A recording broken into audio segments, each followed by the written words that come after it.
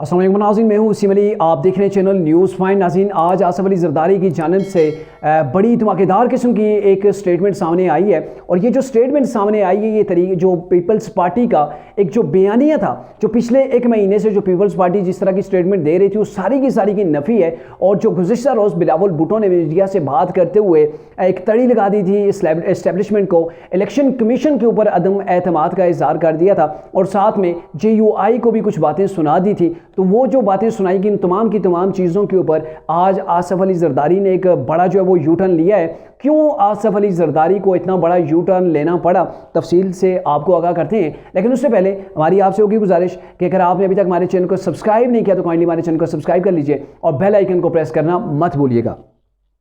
नाज़रीन, पहले आपको बताते हैं कि बिलावल भुट्टो ने गुज़िश्ता रोज़ मीडिया से क्या बातें की थी और वहाँ पे कौन कौन सी तड़ियाँ लगाई थी और क्या कुछ कहा था, वो तमाम तफसील आपके सामने रखते हैं ताकि आपके लिए समझना आसान हो जाए कि आसिफ अली ज़रदारी के लिए ये स्टेटमेंट जारी करना क्यों ज़रूरी बन गया था। और गुज़िश्ता रोज़ जो बिलावल भुट्टो ने बात की थी, मीडिया से बात की थी, उसके अंदर उन्होंने कहा था जी इलेक्शन कमीशन को इंतखाबात का शेड्यूल फौरी तौर पर जारी करना चाहिए और साथ में इलेक्शन की डेट भी दे देनी चाहिए। और उन्होंने ये भी कहा था कि इलेक्शन कमीशन को ये भी देखना चाहिए कि मुल्क में कवायद और ज़वाबित जो हैं उनकी दोहरी पॉलिसी क्यों है। तो ये जो स्टेटमेंट उन्होंने दी थी ना, ये उसी से पहले जो मैंने आपको एक दो व्लॉग के अंदर भी बताया था कि पीपल्स पार्टी के ऊपर जो है वो क्रैकडाउन शुरू हो गया है और सिंध के अंदर पीपल्स पार्टी को जो फंड उन्होंने अपने रिलीज़ करवाए थे सेनेटर्स के, MPs के, तो उनको वो इस्तेमाल करने की इजाज़त नहीं दी गई इलेक्शन कमीशन की जानिब से। उन सब फंड्स को जो है वो मुंजमद कर दिया गया था। तो ये उसी की एक जो है वो लहर सामने आई है कि इसके ऊपर बिलावल भुट्टो ने रिएक्शन दिया है कि बाकी जो है आपके कवायद ज़वाबित जो हैं वो पीपल्स पार्टी के लिए अलग हैं और दीगर जमातों के लिए क्यों अलग हैं। तो यहाँ पे इलेक्शन कमीशन से सवाल किया गया और साथ में इसकी उन्होंने तफसील भी बताई है। जो कवानीन सिंध पर लागू हैं वही पंजाब, वही खैबर पख्तूनख्वा और उन्हीं को बलूचिस्तान के ऊपर लागू होना चाहिए। ये नहीं कि आप सिर्फ एक जमात को रगड़ के या फिर एक ही जमात के ऊपर रंदा फेर के रख दें, ऐसा नहीं होना चाहिए। और उन्होंने ये भी कहा था कि हम जो है वो इलेक्शन के हवाले से 14 मई को भी इलेक्शन के लिए हम तैयार थे। ये वही डेट है जो सुप्रीम कोर्ट उस वक्त दे रही थी, जो सदर पाकिस्तान ने भी डेट दी थी, 14 मई की दी गई थी सुप्रीम कोर्ट की जानिब से भी। तो ये वही डेट है। ये कह रहे हैं कि उस वक्त भी हम तैयार थे, अभी भी हम तैयार हैं। 90 दिन के अंदर अगर इलेक्शन होते हैं तो उस सूरत में भी पीपल्स पार्टी इलेक्शन के लिए तैयार है और अगर 60 दिनों के अंदर भी इलेक्शन होते हैं तो हम उसके लिए भी तैयार हैं। तो इसके ऊपर मैं आपको बताऊँगा कि आसिफ अली ज़रदारी ने कैसे यू टर्न लिया है। ये जो अभी तो बिलावल भुट्टो ने ये कहा है ना कि हम जो वो बिल्कुल रेडी हैं इलेक्शंस के लिए, और इन्होंने इलेक्शन कमीशन को भी थोड़ी बातें सुनाई कि आपने दोहरा मेयार रखा हुआ है, पीपल्स पार्टी के ऊपर आपने रगड़ा लगा रखा है और दीगर जमातों को आपने फैसिलिटेट किया हुआ है। तो इन तमाम चीज़ों के ऊपर आसिफ अली ज़रदारी ने यू टर्न लिया है। और यहाँ पर जो सबसे अहम चीज़ है, अहम जो नुकता है बिलावल भुट्टो ने जो उठाया था, खटपुतलियाँ बनाने वालों के लिए वाज़े पैगाम है। कठपुतलियाँ अब कौन बनाता है पाकिस्तान के अंदर, आप भी ज़ाहिर जानते हैं। और ये बड़ा वाज़े मैसेज था इस्टेब्लिशमेंट के लिए। इसमें जो इन्होंने कहा कठपुतलियाँ बनाने वालों को, आवाम का ये बड़ा वाज़े मैसेज है कि आपको भी पाकिस्तान की आवाम ख़बरदार करते हैं कि हमारे ऊपर अब किसी किस्म के जो तजुर्बात आप कर रहे हैं इनको अब बंद किया जाए। यानी कि तजुर्बात से क्या मुराद है, पहले वो एक्सपेरिमेंट इमरान की सूरत में अंदर किया गया था कि इमरान खान प्रोजेक्ट को लॉन्च किया गया था, उससे पाकिस्तान को कितना बड़ा लॉस हुआ। और अभी ये जो कठपुतलियाँ बनाने वालों को कह के मुखातिब किया गया है कि आप इस किस्म के जो प्रोजेक्ट्स आप लॉन्च करते हैं या फिर जो आप ऐसी चीज़ें सामने लाते हैं तो इससे ज़रा गुरेज कीजिए, पाकिस्तान की आवाम भी आपको देख रही है। बड़ा वाज़ेह इन्होंने पैगाम दिया। तो मेरे ख्याल में यहाँ पे इन्होंने जो मौजूदा गवर्नमेंट है, निगरान सेटअप है, शायद इनको सामने रख के इन्होंने बात की होगी, क्योंकि अभी जो सेटअप आया है तमाम जमातें इस चीज़ के ऊपर मुतफिक हैं कि ये किसी सियासी जमात ने नहीं लाया है, बल्कि राजा रियाज के ज़रिए से इनका नाम सामने आया, वो भी आखिरी दिन सामने आया। तो इसके पीछे भी इस्टेब्लिशमेंट को ही जो है वो तस्वर किया जा रहा है कि ये जो मौजूदा गवर्नमेंट है ये भी इस्टेब्लिशमेंट की मर्ज़ी की गवर्नमेंट है या फिर उनके अप्रूवल के बाद जो वो गवर्नमेंट सामने आई है। इन्होंने ये भी कहा कि पीपल्स पार्टी की किरदार कशी की जा रही है, पीपल्स पार्टी नैब से नहीं डरती है और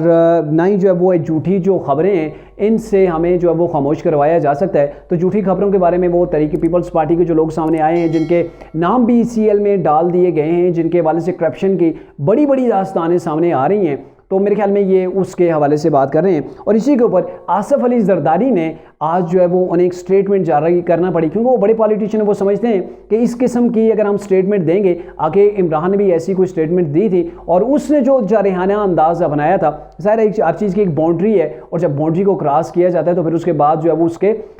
उसके रिजल्ट भी आते हैं और रिजल्ट कभी कभी जो है वो काफ़ी मुश्किल भी आते हैं, जैसे अभी तरीके इंसाफ जो रिजल्ट भुगत रही है। तो इसके ऊपर आज जो है वो आसिफ अली जरदारी ने न सिर्फ इलेक्शन कमीशनर पर बल्कि इलेक्शन कमीशन के जितने भी मेंबरान हैं उनके ऊपर एतमाद का इजहार करते हुए कहा है इलेक्शन कमीशन आइन के मुताबिक इलेक्शन करवाएगा, यानी कि जो है वो इलेक्शन कमीशन आइन के मुताबिक इलेक्शन करवाए, बल्कि ये कहा कि वो करवाएगा।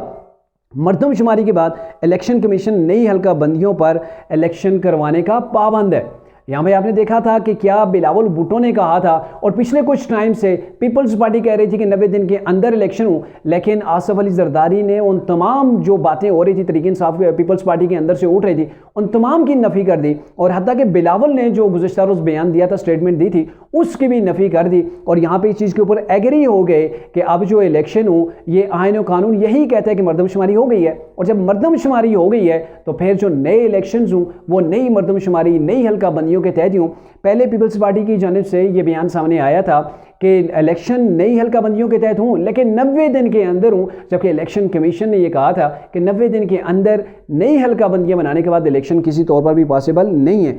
फिर जी इन्होंने जो निगरान सेटअप है उसको भी मुखातिब किया कि जिस तरीके से आप काम कर रहे हैं और जैसे आपको इस्टेब्लिशमेंट जो है वो फैसिलिटेट कर रही है, जैसे आर्मी चीफ ने फैसिलिटेट इनको किया है, तो ऐसे पाकिस्तान की इकानमी बेहतर हो जाएगी और ये जल्द पाकिस्तान की इकानमी को जो इन्होंने टारगेट रखे हुए हैं, जो पॉलिसी बनाई है, उन टारगेट को जल्द से जल्द जो है वो अचीव कर लें। और ये भी साथ में कहा कि इस वक्त मुल्क की मुआशी बहरान से मुल्क जो मुआशी बहरान से गुजर रहा है, ऐसे हालात के अंदर सबको सियासत को छोड़कर पाकिस्तान की मैशत के हवाले से फिक्रमंद होना चाहिए।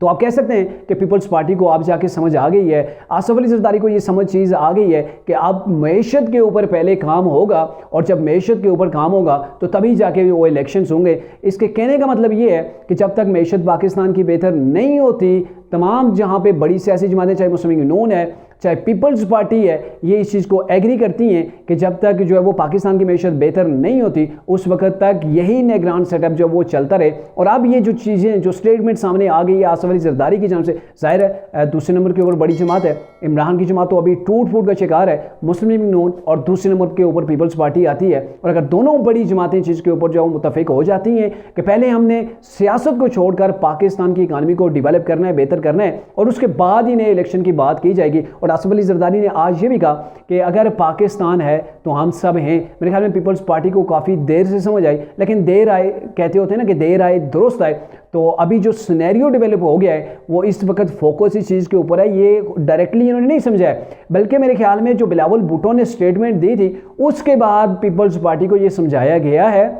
उनके कानों से ये बात निकाली गई है, इस्टेब्लिशमेंट की जानिब से हो, आर्मी चीफ की जानिब से हो, या जो इसके दीगर जो निगरान सेटअप है इन हलकों की जानिब से बताया गया हो कि जनाब अभी पाकिस्तान की जो मैशत है ऐसी मैशत को लेके इलेक्शंस करवाना पॉसिबल नहीं है। और आप जो सियासत खेल रहे हैं, कभी आप इलेक्शन 60 दिन के अंदर मांग रहे हैं, कभी 90 दिन के अंदर, ये पॉसिबल नहीं है। पहले नई हल्का बंदियाँ होनी दें, उन हल्का बंदियों के ऊपर जाके इलेक्शन हो, लेकिन उन तमाम चीज़ों से पहले इस चीज़ को फोकस में रखा जाए कि पाकिस्तान की मैशत, पाकिस्तान की इकानमी अब तमाम इदारों की, तमाम स्टेक होल्डर्स की और तमाम सियासी जमातों की जो है वो अव्वलीन तरजीह होनी चाहिए।